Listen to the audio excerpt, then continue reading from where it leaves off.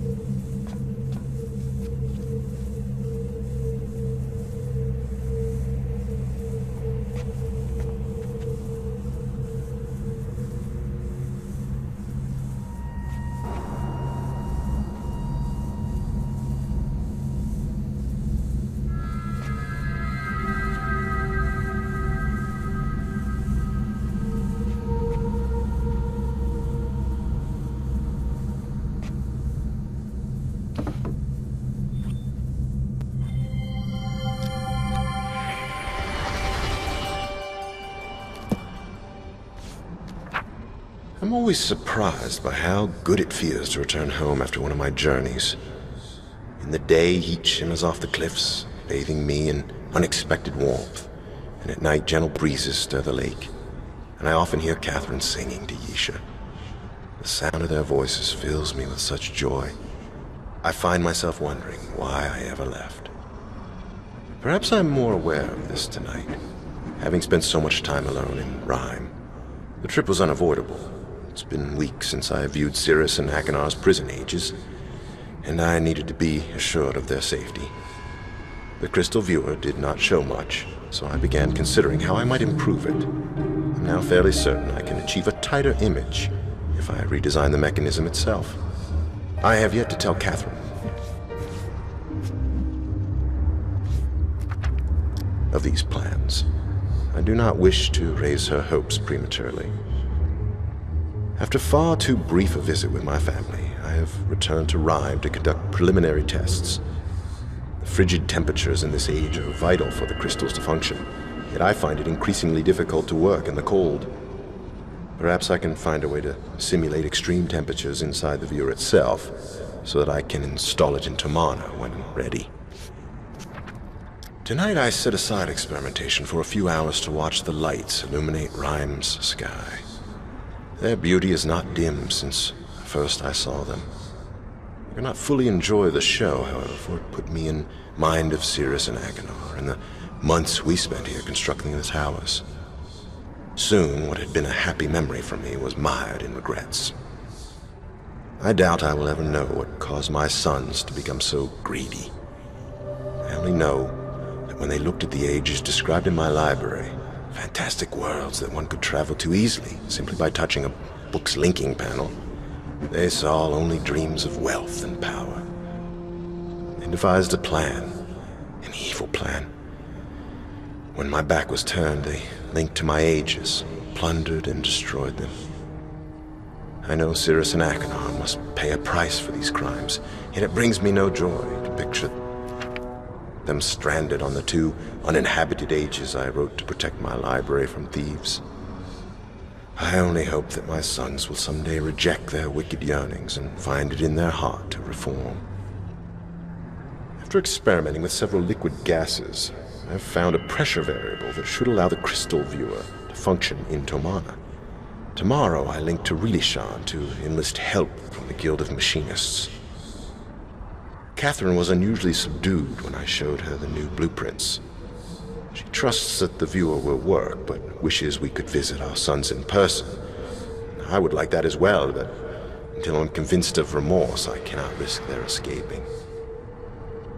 I was fairly certain the evaporator coils would work, and indeed, I was able to achieve a blurry image of Spire within the new viewer's blank book. Unfortunately, a more powerful suppressor is needed to stabilize the image. Guildmaster Andritas suggested that I install several geodes inside the roof of the observatory, and then use an antenna to focus them. This should amplify the clean frequency enough so that the crystal viewer can work. Success. Not only was I able to view both Spire and Haven, but I also saw my laboratory on Rime quite clearly. The crystal code for Rime was difficult to remember, having not had much reason to use it previously. I must make a full list of codes soon, but for now I will keep Rimes close at hand. I always knew my sons had great potential, but today I saw something that truly amazed me. Cirrus is harnessing electricity. At least that is what I assumed, for the viewer caught a brief glimpse of something I had never before seen in this age. It had to be man-made construction.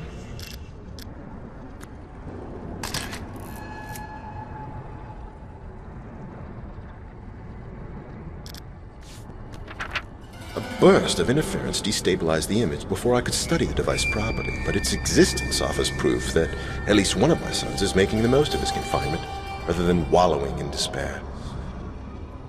The interference effect is curious. It has disrupted my viewing of ages on more than one occasion.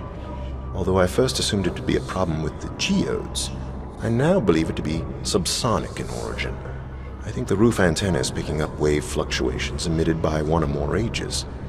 If this is true, I might be able to use the fluctuations to hear what is occurring in an age. I shall have to think on this carefully. It has been an exciting 2 weeks. Catherine, Yisha, and I have just returned from Rilishan, where I spent most of my time in conversations with various guild masters. I am now convinced the shape and color of the crystals gives them individual resonance signatures.